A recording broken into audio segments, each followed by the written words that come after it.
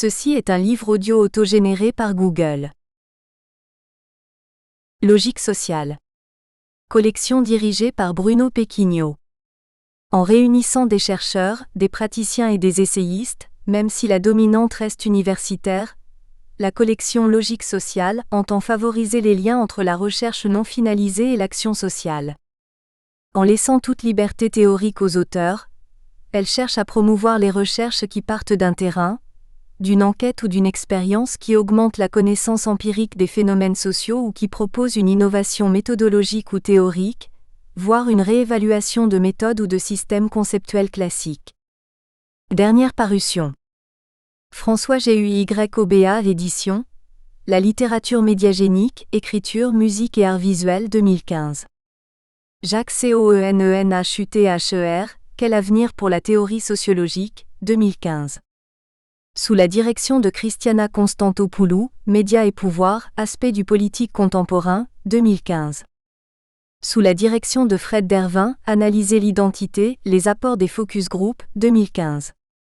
Jean-Louis Parisi, sociologue à Marseille, 2015. Yannick Brunpicard, La praxéologie. Au cœur de la structuration des interfaces sociétales, 2015. Alain Chenevet et Nanta Novello Paglianti, L'invention de la valeur universelle exceptionnelle de l'UNESCO. Une utopie contemporaine, 2014. Simon Dulmage, Mutation et déterminisme chez Bourdieu, Épistémologie de la sociologie de l'art de Bourdieu, 2014. Thomas Michaud, L'imaginaire et l'organisation. La stimulation des innovations technoscientifiques par la science-fiction, 2014. Remerciements. Ce livre n'aurait pu voir le jour sans l'aide et le soutien de nombreuses personnes. Je tiens à pouvoir remercier ici du fond de mon cœur Monsieur Dominique Desjeux, mon directeur de thèse, qui, par son esprit d'ouverture, a accueilli dans ses cours d'anthropologie une étudiante chinoise en littérature et m'a introduit dans ce nouveau monde qui me fascinait. Je vous remercie pour votre gentillesse, votre générosité et votre exemplarité. Je vous remercie aussi d'avoir participé à mes enquêtes en Chine. Chaque discussion pendant et après les entretiens m'a énormément inspiré. À maintes reprises, j'étais comme un navire qui perdait son cap dans la tempête. Vous avez toujours su me diriger et me sortir de l'embarras. Sans vous, je ne serais jamais parvenu à ce résultat. Monsieur Christian Mahé et Madame Danielle Mougin de Chanel Parfum Beauté, qui ont accueilli cette recherche au sein de l'entreprise. Je vous remercie pour votre aide dans la mise en place des terrains et l'attention que vous avez portée à mes recherches durant ces 3 années. Toutes les femmes qui ont accepté de se prêter à l'exercice de l'entretien sociologique, en m'ouvrant leurs portes pour me donner accès à leurs intimités. Mes collègues du doctorat professionnel, Sophie Alamy pour vos conseils et vos encouragements. Estelle pour ton écoute et ton soutien sans faille lors des nombreux moments de doute, et pour l'amitié qui nous lie. Chêne, Vincent, Marine, Jeanne et Zoé pour les échanges réguliers et les joyeux moments partagés ensemble. Mes collègues de Chanel avec qui j'ai passé 3 ans observations participantes. Je vous remercie pour tous les échanges sur différents sujets qui m'ont aidé à améliorer mon français et à mieux comprendre les normes et les codes français. Monsieur Damien Monnier pour la révision linguistique. Mes parents qui ont respecté le choix de leur fille unique de vivre loin d'eux. Si j'arrive au bout de ce travail, c'est aussi grâce à votre compréhension et votre soutien. Mon amour Xiao Fei, pour ta présence, ton attention, ta patience et ta confiance, et également pour ton amour quotidien qui fait de ma vie une vie heureuse. Préface. La montée de la classe moyenne en Chine semble aujourd'hui une question qui préoccupe les politiques et les intellectuels chinois, mais peut-être plus en vue de construire une norme morale de la bonne classe moyenne, que comme une exploration empirique de terrain comme le suggère Jean-Louis Roca en 2010. Une fois fait ce constat dans une interview réalisée pour La Vie des idées, par Émilie Frenkiel, elle-même auteure d'un livre original Parler politique en Chine publié en 2014, il continue en remarquant que très peu de gens travaillent sur les classes plus aisées. Or justement la grande originalité du livre de Wang Lei est de nous faire pénétrer à l'intérieur de cette classe moyenne supérieure chinoise par le biais de la consommation, celle des cosmétiques et des crèmes de beauté de luxe, et des pratiques quotidiennes de soins du corps traditionnelles et modernes. Cette observation anthropologique est loin des bruits de la politique ou des fureurs des mouvements sociaux qui seraient passés en 10 ans, entre 2004 et 2014, de 40 000 à 200 000 d'après les chiffres officiels cités par le Herald Tribune International puis le New York Times International pendant cette même période. Au contraire, avec Wang Lei nous rentrons au sens propre dans l'univers feutré des salles de bain, dont certaines sont équipées de baignoires, signe de la distinction sociale des classes moyennes supérieures, au même titre que l'apprentissage du piano, l'usage des appareils électroménagers, la consommation de vin rouge ou encore du whisky japonais comme à Taipei, comme le montre la recherche en cours sur la sociabilité des Chinois à travers le jeu, l'alcool et l'argent réalisée par Wu Shen. Nous pénétrons dans les instituts de beauté, où se mêlent les soins du visage et les massages du corps. Nous expérimentons l'usage des ventouses et des plantes médicinales. Nous pénétrons dans les showrooms de luxe des marques Chanel, Dior ou Louis Vuitton qui sont bien souvent des marqueurs urbains de la présence dans ces quartiers de ces fractions de la classe moyenne supérieure chinoise.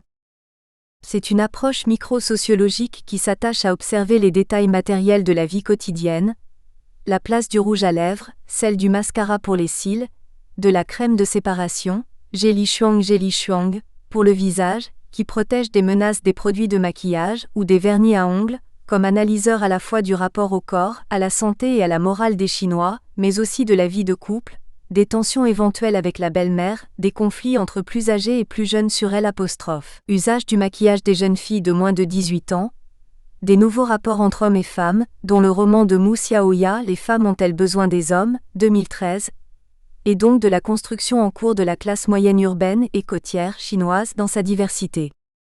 Cette enquête nous permet de saisir le déplacement des tensions à l'intérieur de la famille chinoise marquée par l'enfant unique, et peut-être même, comme Wu Shen en fait l'hypothèse, le passage d'une société patriarcale à une société où le pouvoir des femmes dans la vie privée et familiale devient de plus en plus important, du fait de leur relative rareté démographique.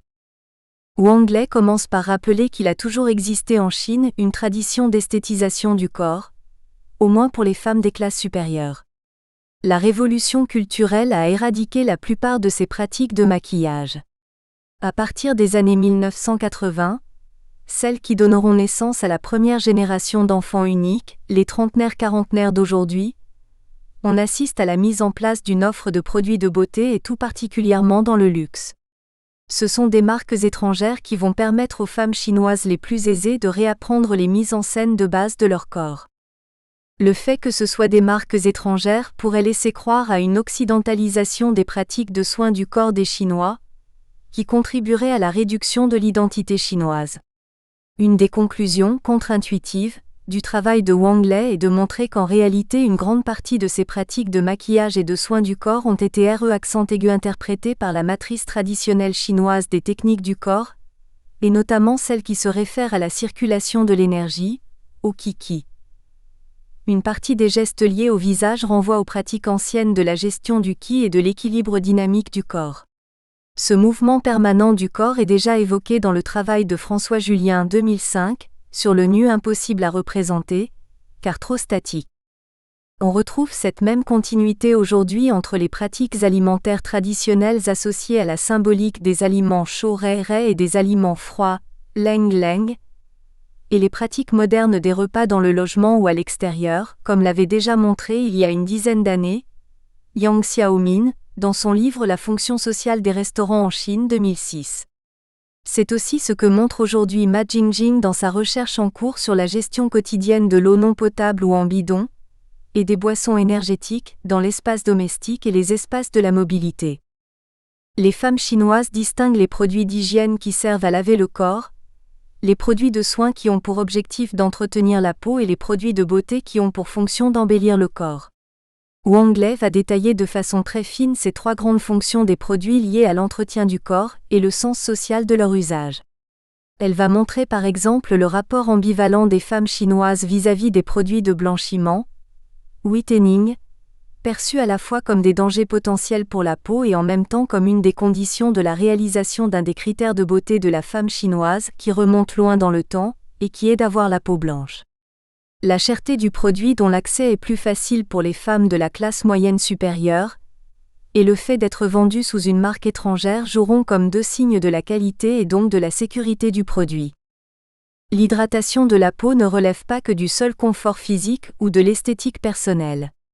Cette pratique permet de limiter les rides qui jouent en défaveur de la femme au moment où, les risques de divorce augmentant, elle doit entretenir l'esthétique de son capital corps, pour garder son mari, mais aussi au cas où elle devrait retourner sur le marché matrimonial, ou se retrouver en compétition avec une autre femme. Les produits de beauté sont des analyseurs efficaces de l'évolution des couples et de leur instabilité dans la nouvelle société urbaine en train d'émerger en Chine.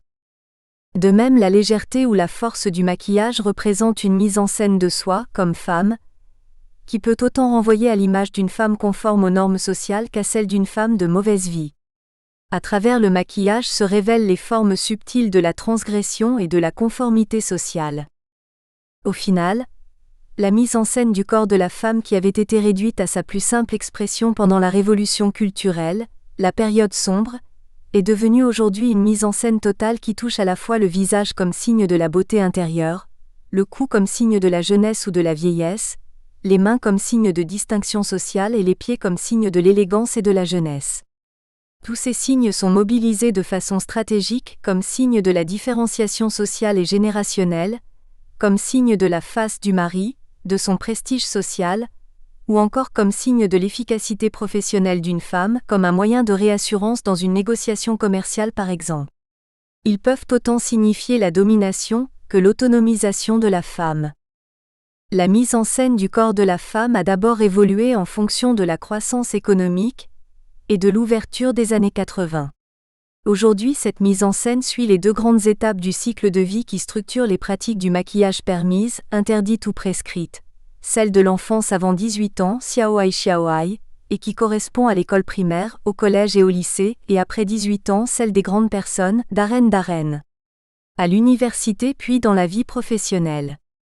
Les pratiques de maquillage sont donc des marqueurs de la nouvelle construction identitaire d'une partie des jeunes urbains chinois. Elles sont aussi le signe de l'importance plus grande que joue le groupe de pairs, notamment à l'école, dans l'apprentissage de l'artificialisation du corps et par rapport aux transgressions éventuelles vis-à-vis des normes sociales instituées. Pour le moment, le maquillage est encore interdit en Chine pour les moins de 18 ans. En pratique, il existe de nombreuses adolescentes qui se maquillent en dehors de l'école. C'est une source de tension et de conflit à l'intérieur de la famille. Cette source de tension est d'autant plus forte que la famille accorde ou non une importance prioritaire au concours national, et qu'elle cherche à éviter tout ce qui peut détourner l'enfant unique de son travail scolaire, comme l'ont montré Sophie Alamy 2013 et Anne-Sophie Boissard dans leur enquête sur le jeu en Chine et dans 6 pays dans le monde en 2004. Quand on compare l'équipement des salles de bain des années 90 avec celui des années 2010, on constate à la fois une amélioration extrêmement importante de confort et une multiplication des produits de beauté, surtout dans la classe moyenne supérieure. À travers ces produits de grande consommation, ces détails du quotidien dont certains sont les signes de la conformité aux normes et d'autres sont l'expression d'une opposition aux parents et donc d'un conflit de génération, on peut observer l'importance de la mutation qui est en train de transformer la Chine. On comprend peut-être mieux le sentiment d'incertitude et d'instabilité que ressentent une partie des familles chinoises face à ces nouveaux phénomènes, face à cette nouvelle jeunesse, face à ces nouveaux couples, face à ces nouvelles femmes. La consommation est souvent abordée sous l'angle du plaisir, de l'addiction, du gaspillage ou de la vie superficielle. L'enquête de Wang Lei, qui a pu être réalisée grâce à une thèse CIFRE, financée par Chanel Parfum Beauté pendant 3 ans, nous décrit par le menu les objets matériels, les espaces domestiques et les gestes des soins du corps aussi infinitésimaux soient-ils. Et pourtant, elle réussit le tour de force de nous aider à comprendre la dimension sociétale et l'importance des changements que ces pratiques quotidiennes nous permettent de saisir. La Chine est peut-être arrivée à un plateau, ou à la fin de ses 30 glorieuses. Elle est entrée dans la société de grande consommation. Elle doit faire face maintenant à une classe moyenne dont les demandes se diversifient, dont les modes de vie deviennent plus mouvants et donc quelque part à une plus forte imprévisibilité, à une plus forte incertitude interne et géopolitique qui peut autant être source de contraintes que de potentialités, comme l'indique bien le sens du mot crise en chinois. Paris, le 3 février 2015. Dominique Desjeux. Anthropologue, professeur émérite à l'Université Paris-Descartes, Sorbonne Paris-Cité, professeur invité à l'Université Guangwei Guangdong Wai Mao Dashui à Guangzhou depuis 1997. Introduction générale. La sociologie du corps est un chapitre de la sociologie plus particulièrement attaché à la saisie de la corporéité humaine, comme phénomène social et culturel, matière de symboles, objet de représentation et d'imaginaire. Façonné par le contexte social et culturel qui baigne l'acteur, le corps est ce vecteur sémantique par l'intermédiaire duquel se construit l'évidence de la relation au monde. David Le Breton 2010 page 3. Notre recherche porte sur les pratiques et les représentations des soins du corps en Chine. Celles-ci peuvent autant porter sur les pratiques traditionnelles comme celle du massage que sur des pratiques plus modernes comme celles associées aux cosmétiques, et plus particulièrement celles associées aux produits de luxe. L'hypothèse générale est que les usages des cosmétiques de luxe font partie d'une culture, qui renvoie à des traditions historiques pouvant varier en fonction des époques, des régions, des villes, des classes sociales ou des genres. Dans Les techniques du corps 1934, Marcel Mauss a bien mis en avant le corps socialisé. Selon lui, le corps n'est autre que le premier et le plus ancien des instruments de l'homme. Il semble naturel, mais il est porteur de façons de faire socialement déterminées. La culture chinoise s'est transformée d'une part à l'époque moderne, et d'autre part avec les changements intervenus dans le pays depuis une trentaine d'années au sein de la famille et du couple, mais aussi au niveau des modes de distribution et de consommation des produits liés au corps et à la beauté. Les pratiques de soins du corps sont l'héritage à la fois d'une tradition ancienne et de la modernité, surtout à partir des années 2000, en ce qui concerne les usages des produits cosmétiques de luxe dans la vie quotidienne. Tout au long de l'histoire des dynasties chinoises, de nombreux ouvrages médicaux consignent des recettes sur comment devenir beau et le rester. À l'époque moderne, la première entreprise de cosmétiques est créée à Hong Kong en 1905, Guangsheng Guangshengdang. C'est le symbole historique de la naissance de l'industrie cosmétique en Chine. Avant les années 1960, la plupart des produits cosmétiques étaient fabriqués par de petits ateliers, les techniques étaient simples et primitives et le choix de produits cosmétiques n'était pas très diversifié. W. Ding, Belny 1985, page 1. À partir de 1978, la politique de réforme et d'ouverture s'applique en Chine. Cette politique permet un développement économique sans précédent, avec pour objectif l'amélioration du niveau de vie des Chinois. Dès le début des années 1980, Deng Xiaoping et ses partisans résument la nouvelle stratégie de développement en deux termes: réforme et ouverture. Pour ce faire, priorité est donnée à la consommation et à l'élévation du niveau de vie. Monsieur C. Bergère, 1996, page 727. L'économie de la Chine ne cesse de croître, surtout dans les années 1990, elle atteint des taux supérieurs à 10%. De 1992 à 1994, on assiste à un véritable boom économique avec une croissance à deux chiffres, 13,7% pour la seule année 1993, T. Angelov, 2010, page 70. De ce développement impressionnant et de la réforme du système de distribution, résulte un changement radical du mode de consommation des masses. La société chinoise passe d'une pénurie matérielle dans tous les domaines de la vie, à une prospérité des articles disponibles sur le marché. Dans les années 1970, la distribution est centralisée et effectuée par l'unité de travail, qui fonctionne selon un principe égalitaire. Il n'existe pas de grande différence de mode de vie entre les gens. Jusque dans les années 1970, l'unité de travail régissait l'existence des ménages en leur fournissant des biens aussi divers que le logement, un billet pour une séance hebdomadaire de cinéma ou de concert, des fruits frais durant les vacances, des sandales en plastique l'été et même le gâteau célébrant la naissance d'un enfant, Ibidem, page 79. Avec la réforme et le développement, la différence de mode de vie et l'accès au matériel de consommation apparaissent. Une fracture existe depuis lors entre d'une part les villes côtières et les villes à l'intérieur des terres, et d'autre part la ville et la campagne. Même si la finalité du régime socialiste est d'atteindre une société sans classe, il se forme, dans les villes côtières, une classe moyenne urbaine qui est la première à s'enrichir. Les réformes économiques ont donné naissance à un ensemble d'individus qu'on identifie à des classes moyennes. Ibidem, page 113. Mais cette réforme n'a touché qu'une partie du pays, les provinces côtières, et qu'une partie de la population, les classes urbaines, M. Sébergère, 1996, page 727. Cette classe moyenne urbaine, implantée sur la côte sud-est, cherche à augmenter sa qualité de vie par la consommation de produits abondamment disponibles sur le marché. La consommation se diversifie et touche tous les secteurs de la vie. L'alimentation, le logement, la mode vestimentaire, les biens de consommation durable et superflus. Le secteur du luxe rencontre un succès croissant dès cette période. De Angeloff, 2010, page 80. Le développement des industries locales et la présence de produits étrangers fournissent un plus grand choix à cette classe moyenne. Avec la participation de la Chine à l'Organisation mondiale du commerce, les produits étrangers deviennent d'autant plus accessibles pour les Chinois. En 2007, la Chine devient le deuxième grand pays consommateur de produits de luxe dans le monde. FWK 2010, page 19.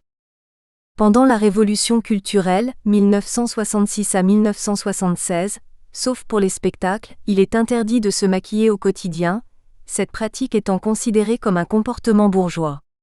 Les soins restent limités à des produits basiques, alors qu'avec le développement de l'économie et la consommation de la classe moyenne urbaine à partir des années 1980, les soins du corps, y compris l'usage de produits cosmétiques, ont connu une évolution dans la vie quotidienne. Notre recherche essaie de comprendre, dans ce contexte, les pratiques et les représentations des soins du corps des Chinois du milieu aisé.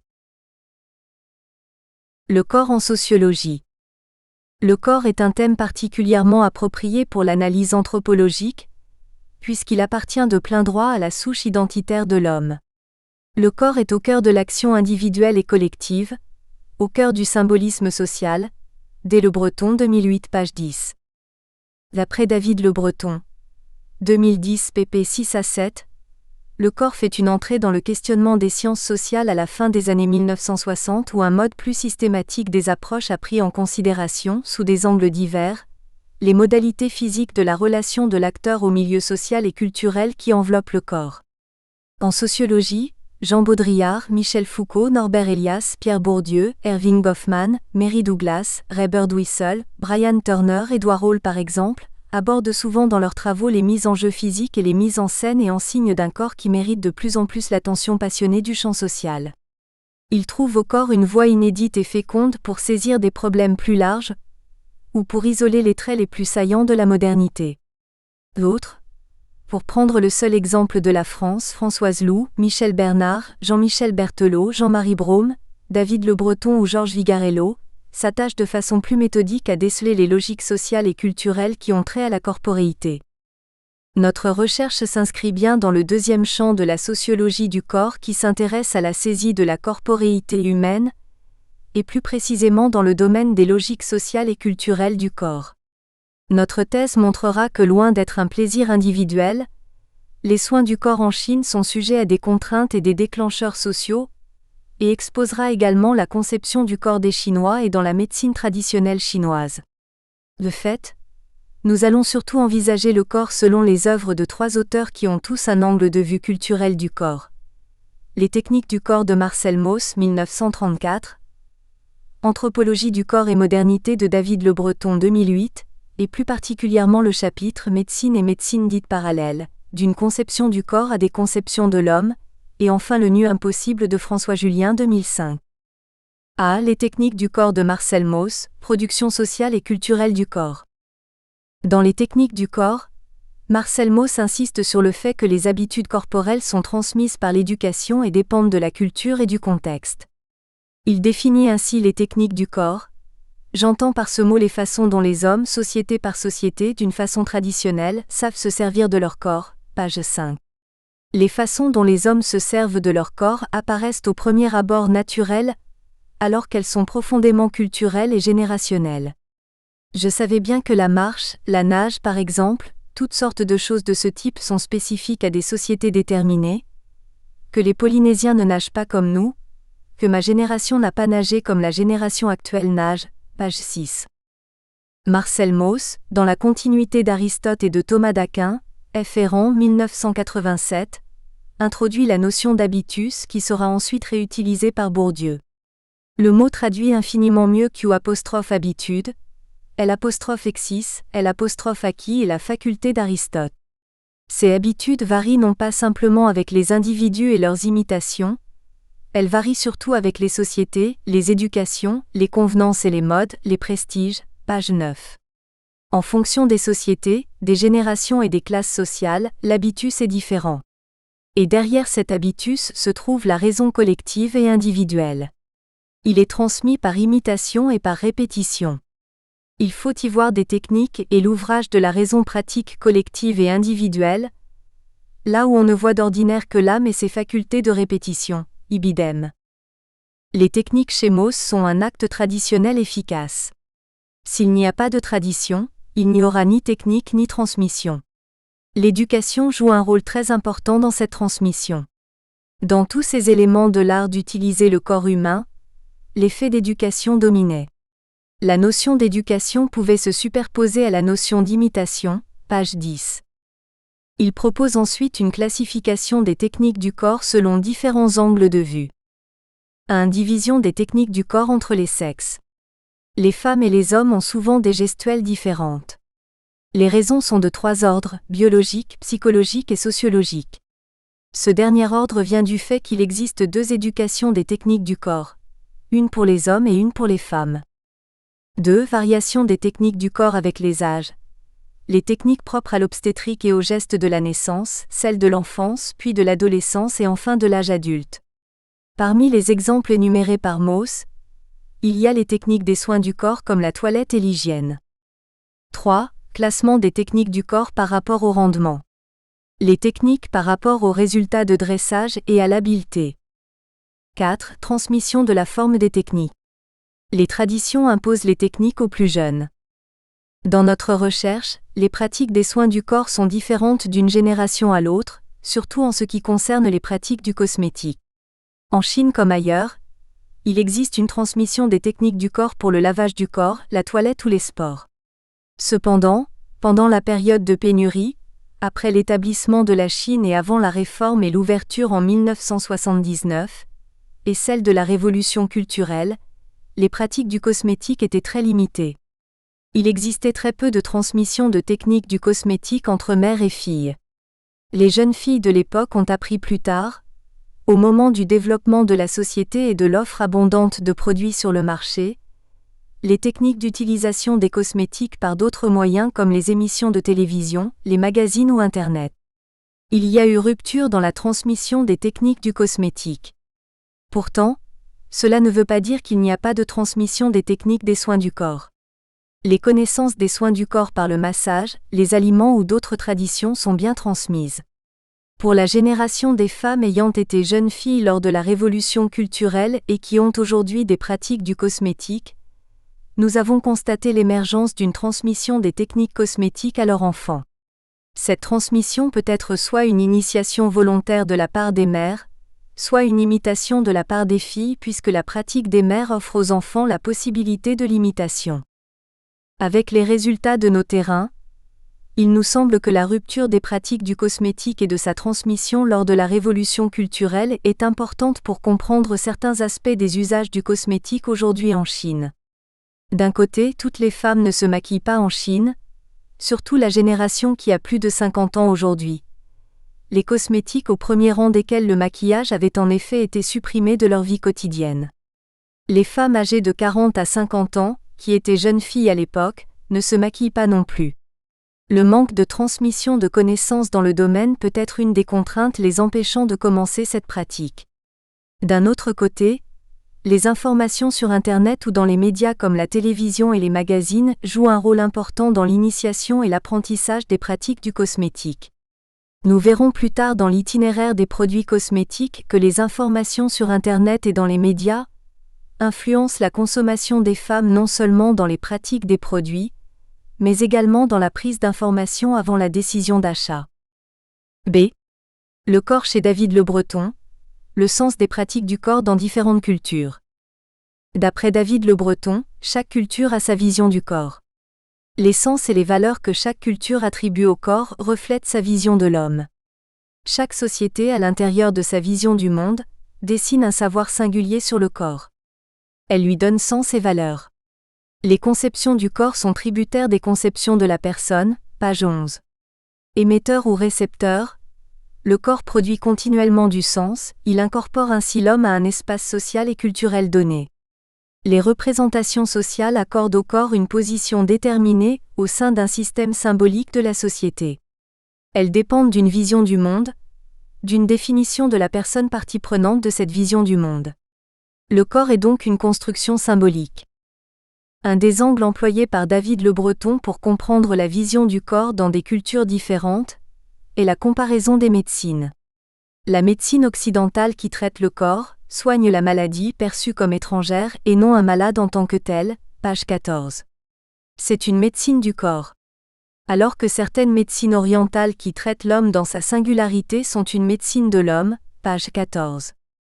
Dans le chapitre Médecine et médecine dite parallèle, d'une conception du corps à des conceptions de l'homme, David Le Breton expose sa vision du corps puis la dépasse en montrant les relations établies par le corps avec le monde dans des différentes cultures. La pluralité des médecines répond à la pluralité sociale et culturelle d'un monde dont chaque société, chaque groupe propose sa version, page 107. Il convient de comprendre cette diversité de médecines dans leur singularité sociale et culturelle, et leurs aspects anthropologiques. Les sociétés humaines construisent la signification et la forme de l'univers où elles se meuvent. Tout système symbolique commande un système d'action sur l'environnement ou sur l'homme lui-même, et nourrit des efficacités collectivement attendues, notamment dans la prise en charge de l'homme malade, page 108. Pour cette raison, l'auteur a pris l'angle des médecines comme point d'entrée pour son étude. Dans les systèmes thérapeutiques, des représentations particulières du corps et du mal sont employées pour asseoir des pratiques qui soulagent ou guérissent. Le savoir biomédical dans la médecine moderne occidentale et le savoir-faire du barreur de la campagne européenne ne se réfutent pas mutuellement, ils sont d'un ordre différent. L'un et l'autre ne visent pas le même corps. Le pansement de secret, une pratique de traitement dans la sorcellerie, le désenvoûtement ou encore l'acupuncture coexistent avec la médecine de pointe dans une même société. Les références sociales et culturelles de ces pratiques sont différentes. Entre elles, c'est la vision du monde qui diffère. Ces pratiques possèdent chacune leur propre interprétation du corps et de la maladie. Elles mettent en œuvre des thérapeutiques spécifiques, mais toutes participent d'une certaine vérité du corps ou de la maladie. Simplement, leurs applications et leur universalité diffèrent, de même les conditions de leur mise en œuvre, leur efficacité, les pathologies traitées, page 109. Chaque médecine a sa propre voie d'accès au corps et à la souffrance par l'intermédiaire de la relation thérapeutique. La médecine moderne occidentale repose sur la science de l'anatomie, l'étude rigoureuse du corps, mais d'un corps mis en apesanteur, coupé de l'homme et perçu comme réceptacle de la maladie. Avec André Vézal, XVIe siècle, un dualisme méthodologique se met en place qui nourrit encore de nos jours les pratiques et les recherches de l'institution médicale en poursuivant aujourd'hui son affinement vers la biologie moléculaire, page 110. Les savoirs anatomiques et physiologiques sur lesquels repose la médecine moderne occidentale confirment l'autonomie du corps et ne s'intéressent pas au sujet qu'il incarne. L'homme devient le propriétaire d'un corps qui suit ses propres évolutions biologiques. D'après l'auteur, c'est une dépersonnalisation, une anthropologie résiduelle et une vision instrumentale du corps. Dans cette médecine moderne, on a recours à un savoir du corps indifférent à l'homme souffrant, alors que le malade est un homme souffrant dans sa vie avant de souffrir dans sa chair. Le dialogue entre le malade et le médecin améliore le traitement. De nombreux médecins retrouvent ainsi l'importance du dialogue et du contact avec le malade. Les médecines dites parallèles saisissent bien l'importance du dialogue entre le médecin et le malade. C'est une relation dans laquelle la présence du praticien est thérapeutique indépendamment des soins qu'il prescrit. Comprendre le sens de la peine est une autre manière de comprendre le sens de la vie du malade. Parler du corps dans les sociétés occidentales, c'est parler du savoir anatomo-physiologique sur lequel s'appuie la médecine moderne. Cependant, la médecine ne recouvre pas tous les soucis d'un patient pour qui son affection n'est pas seulement un événement biologique, mais d'abord une interrogation sur soi appelant une quête de signification. D'où le recours à d'autres médecines, page 118. Les médecines dites parallèles sont d'abord des savoirs sur l'homme qui n'isolent pas le corps du cosmos, et s'articulent l'un avec l'autre par un tissu de correspondance. Les mêmes matières premières entrent dans la composition de l'homme et du monde, page 119. Leur pratique est souvent inspirée par un principe d'analogie. On soigne les hémorroïdes avec des marrons d'Inde, les poumons avec des pulmonaires, les affections hépatiques avec de la gentiane jaune, etc. Page 122. L'homme baigne dans l'énergie du cosmos et sa relation au monde implique une harmonie des vibrations émanant de son corps et de son environnement. Un organe malade crée une disharmonie à corriger. La maladie est un signe d'une rupture d'alliance, un déséquilibre entre l'énergie d'un organe ou d'une fonction et celle que dégage l'environnement où l'homme est immergé. Il y a une pluralité des corps, comme il y a une pluralité des cultures. La médecine moderne répète les savoirs biologiques et moléculaires éprouvés, mais sépare le corps du sujet, alors que les praticiens d'autres médecines questionnent davantage l'existence de l'homme. La consultation peut être longue. Elle est aussi plus personnalisée. Elles prennent en charge, sans s'y arrêter, à la manière d'une psychothérapie, les pathologies croissantes de la modernité, stress, solitude, peur de l'avenir, perte du sentiment d'identité propre, etc., ce qui rassure le patient lève ses défenses, page 143. Dans leur diagnostic, elles inscrivent la pathologie au sein d'une histoire de vie, mettant en lien divers événements personnels. Elles prennent conscience du vécu personnel.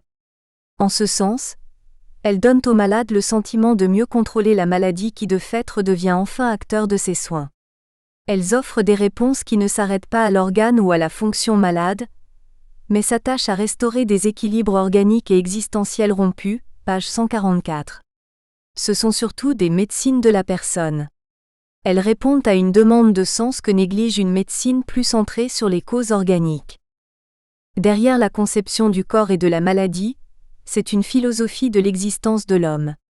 Dans notre recherche, nous constatons bien que la médecine chinoise n'est pas simplement une médecine pour traiter les maladies. La conception du corps de cette médecine est partagée et ancrée chez les Chinois. Les hommes vivent dans la nature et y sont reliés par le qi. Ici le qi est à comprendre dans son sens originel de souffle. L'harmonie du corps est sujette aux facteurs extérieurs comme le changement du climat. Le corps n'est pas soigné sur le principe des parties du corps segmentées qui reposent sur la science anatomique. C'est une vision holiste qui prend la nature et l'homme dans un ensemble, les parties du corps dans un ensemble. Il existe deux types d'hôpitaux en Chine, ceux avec une pratique à dominante médecine chinoise et ceux avec une pratique à dominante médecine occidentale. C'est souvent une pratique mixte et les deux médecines coexistent en harmonie. Chaque société dispose d'un pluralisme médical qui autorise les acteurs à bricoler d'un système à l'autre ou à les conjuguer sous une forme de métissage, page 144. C'est le corps chez François Julien, le phénomène Le Nu comme outil de lecture de la culture européenne et de la culture chinoise. Dans son livre Le Nu impossible, 2005, François Julien cherche à comprendre la culture européenne et la culture chinoise à travers un phénomène, le nu.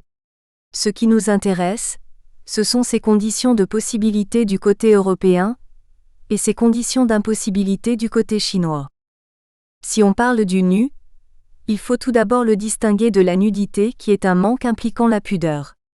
La nudité se ressent en mouvement en effectuant le geste d'ôter les vêtements, qui est source d'émotion, alors que le nu s'éprouve lors d'un moment fixe et immobile qui est un positif, voire une plénitude, quelque chose d'autosuffisant. De la nudité au nu, on passe de pour soi à en soi. Deux aspects sont déterminants pour comprendre le nu. Le premier concerne le nu comme en soi. La quête du nu, c'est la quête de l'en-soi, de la chose même. C'est comme ce que Descartes explique dans son texte sur la cire. La cire se présente avec des qualités sensibles telles que la forme, l'odeur, la couleur, puis approchée du feu, elle se révèle, comme si je la considérais nue. Cité par François Julien, les qualités extérieures de la cire sont comme des vêtements. Une fois ceci enlevé, on a la chose même, la réalité en tant que telle. Le deuxième aspect concerne la morphologie qui est à la base de la possibilité du nu. Cela renvoie à la philosophie grecque. La forme, morphée, a en effet régné sur la pensée grecque et c'est même par là que l'histoire de la philosophie a débuté. C'est la forme qui, comme archétype, fonde et structure le monde platonicien des idées, toute forme intérieure ou sensible n'étant qu'une image de la forme réelle intelligible. C'est encore la forme, mais de concert désormais avec la matière qui compose la réalité selon Aristote. Ou encore, la forme est pour chaque chose la cause de son être, Plotin, pp 38-39. Sous la forme visible, nous ne cessons donc pas d'entendre la forme modèle, ontologique. C'est de cette ambivalence que se conçoit la possibilité du nu. À travers la forme sensible, nous remontons à la forme première, modèle, archétypique. Tel est le nu. Le monde grec, la forme se détache, fixe et tranchante. Nous espérons que vous avez apprécié cet aperçu. Pour continuer à écouter ce livre audio sur Google Play Livres, utilisez le lien dans la description de la vidéo.